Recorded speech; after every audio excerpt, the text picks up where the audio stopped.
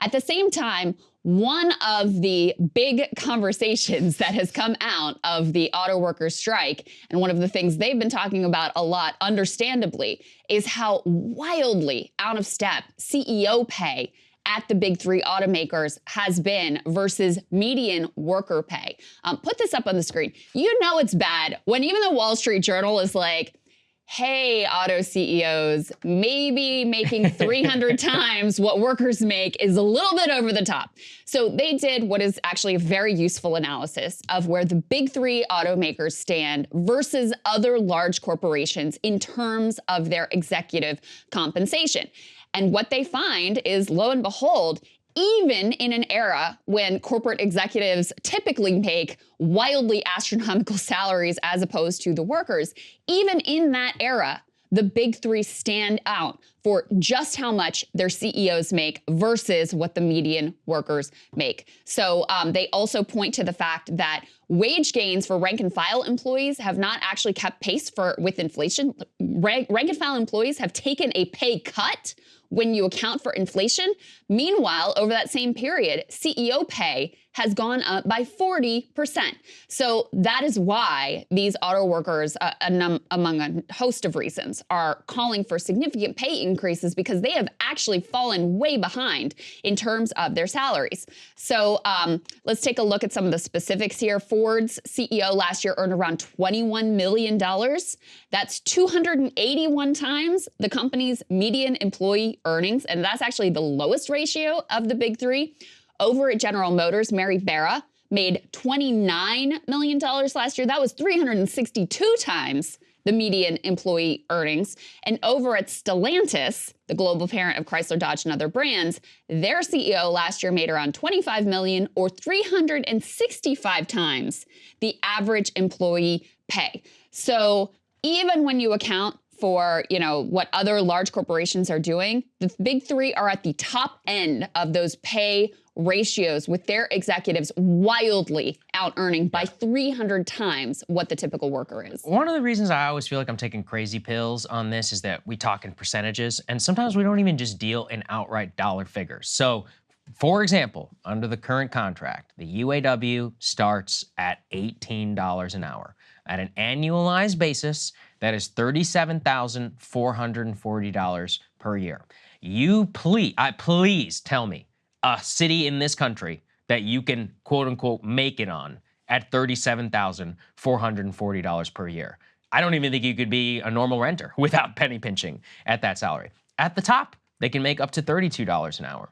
$32 an hour is $66,560 per year. That is less than the overall average household income in the United States at $70,000. So what are these people asking for? Okay, we can do a little bit of math. $37,000 at a 30% pay increase is how much? It's around $40-something thousand per year. That seems eminently reasonable for a skilled position of a unionized auto worker. Same whenever we do $66,000. We are just pegging slightly above the overall average household income in the United States. So when you put it that way, I mean, it completely falls apart, right, Krystal? Yeah. When we're talking about bargaining so that the top wage gets you to near average in the US. And I think that's fine. The UAW and workers, specifically auto workers, were the bedrock of the American middle class. The idea of the middle class was that you earn about a household income,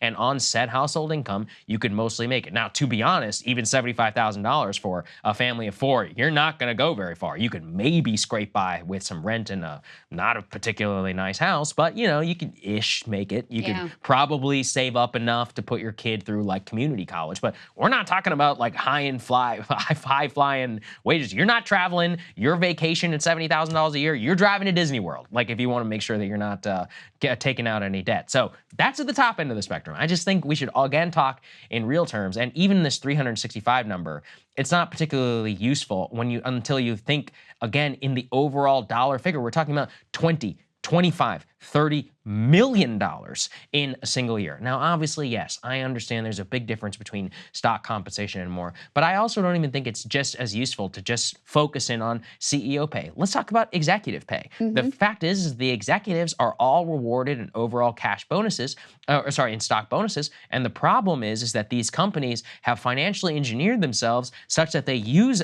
huge portions of their money to buy back their own stock, inflate the overall value, and then said value goes right back into their pockets, which they get to realize that gains. And even if this is the greatest scam in all of America, even if they don't realize, guys, like CEOs, let's say they have all this stock that's just sitting in their bank, they can take cash loans at very, very low rates from their high net worth bankers, and they can live off said cash and never pay one dime on that as a tax. So it's like a perpetual motion machine that these people have created to live multi-gajillion dollar lifestyles. The people who are fair forward shareholders, GM, Stellantis, all these people, they're doing fine, but the overall workforce is making well below, even at the top rate, what the average household income is. When you put it that way, every American would be like, all right, I'm cool with this. Yeah. It's just, the way that we phrase and talk about all these things, it misses any of the brass tacks reality. Can you actually pay a freaking mortgage for your family on the top salary? Look, we talked about mortgage payments. Good luck at $2,300 at an average mortgage price somewhere, even in Michigan, even in the heartland now at this point. What's the overall average price house? Maybe $450,000, $500,000? And that's if you're lucky enough to have $100,000 down. You don't have to pay PMI. So you put all these things together, once again, I don't think it's a very difficult conversation. Now, this is what CNBC was calling the politics of envy. Yes. But that's not even envy. That's just normality. I think it's the politics of basic fairness and having a functional society. Yeah. One thing that has been extremely heartening to me, though, is as this strike has progressed, the American people's support for it has actually only gotten stronger. So there's a new poll out that shows a shift in favor of the workers. Now you have 62% of the country actively standing behind the union. That's up from 55% in this Data for Progress poll just 1 week prior.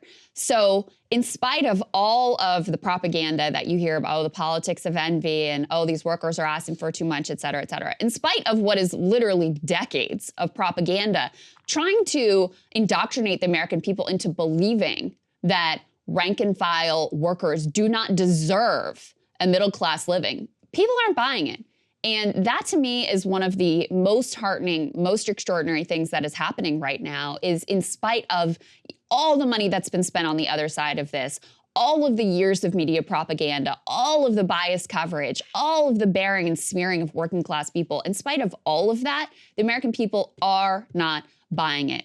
And that is the most beautiful thing to behold here. Now, I will say we're starting to see some dirty tricks from the companies themselves. One of them announced that they're shutting down a battery plant as sort of like a veiled threat. The UAW is calling them out for this. Those are the sorts of tactics that they will deploy.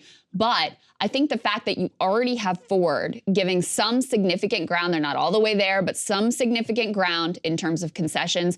The fact that you had pilots and you had Teamsters, UPS drivers make significant gains from their own labor activity. I think these auto workers, with the president coming today and with the former president showing up for whatever reason tomorrow, I think they are in a very strong position of leverage. And I'm hopeful that they're going to be able to actually secure a good deal, which matters not just for them. It matters for the whole auto industry. It matters for our conception of what working people deserve and are able to ask for and demand when they band together. So we obviously are going to keep a close eye on it. That's right. Hey guys, if you like that video, go to breakingpoints.com, become a premium subscriber, and help us build the best independent media organization on the planet. That's right. We're subscriber funded. We're building something new. We want to replace these failing mainstream media organizations. So again, to subscribe, it's breakingpoints.com.